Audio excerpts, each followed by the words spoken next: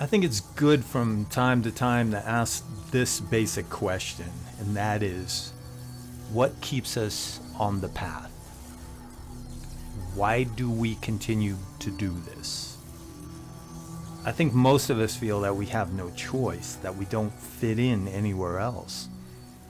But still, we've chosen it, and we've also chosen a mode of transport to get us down the path, such as Satanism, Luciferianism, sinisterism. But there's other ways, though, ways that may surprise you, for all forms of religious or spiritual practices can be viewed from a heterodox perspective. All of them. Even Christianity, Islam, Hinduism, and Buddhism. But to really grasp this, one must first understand the greater psychological aspects of a spiritual path. And that is the basic truth that all is psychological. All is filtered through the mind. And if you claim to have seen a demon or an angel, you didn't see them with your eyes, but instead with your mind. All you see, feel, smell, taste, hear is evaluated within the mind, the psyche, and consciousness is the screen that is projected upon. And what is consciousness?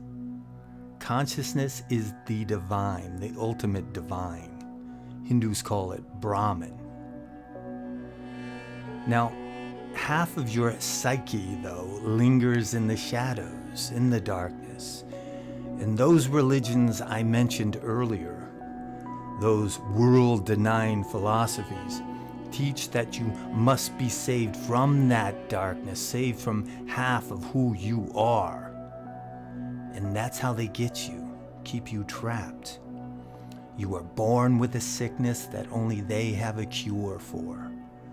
But we on the path, we understand that it's not a sickness, that the darkness is more powerful than the light, because when the time comes when all light is extinguished, what will be left? Whether we realize it or not, all black magicians of the Western world find inspiration from the dark aspects of the divine, for the divine is reflected in such entities as Satan, Lucifer, Odin, Lilith, and every demon you can think of. And through ritual, these beings, allow the darkness to manifest itself in our reality. With their aid, we purposely reverse the natural flow and bend the spiritual to our will.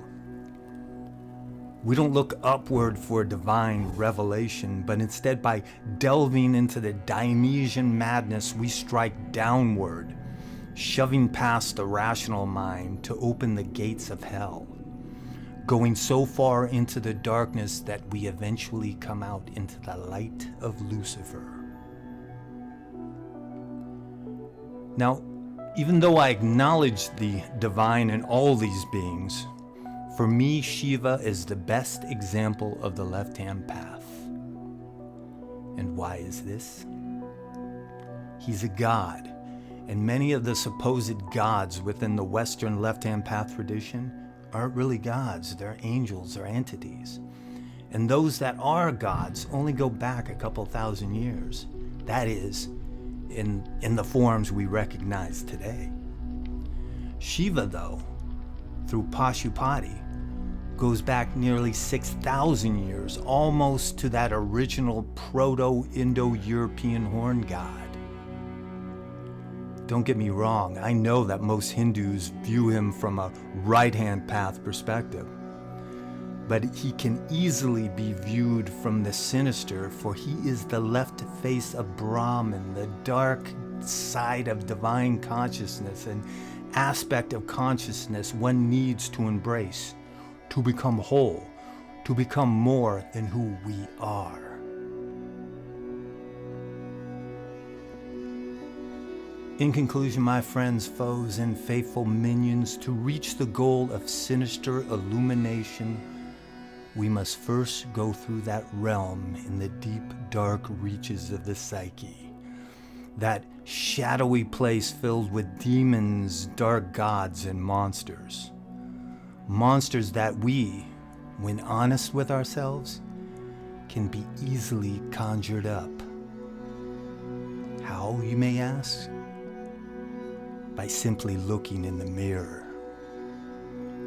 Have a good day.